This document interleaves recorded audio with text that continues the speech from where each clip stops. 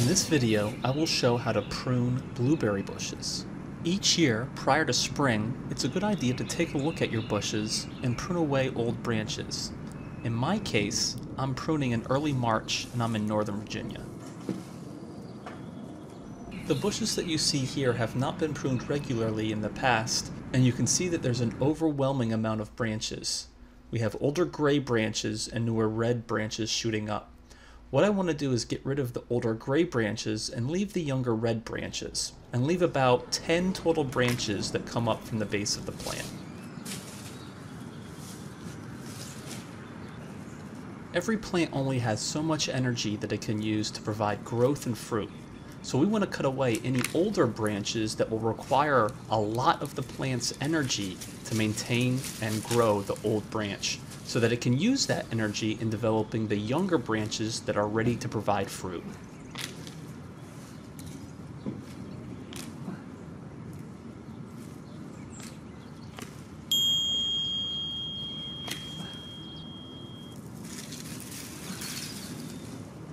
You will likely have mixed branches that are grayer at the bottom and redder, or greener depending on the variety of plant you have, at the top.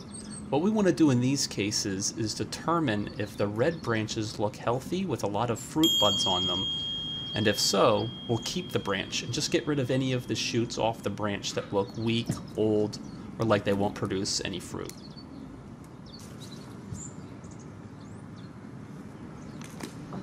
In addition to older branches taking up the plant's energy resources, they also block sunlight from the other branches, so removing the old branches will help get the other branches some more sunlight.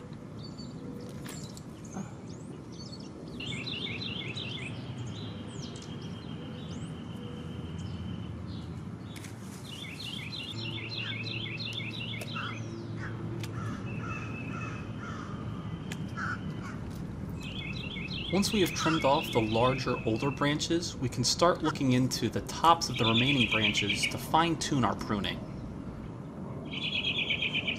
Cutting away any of the stems or lines that look old or dried out, without much fruit potential.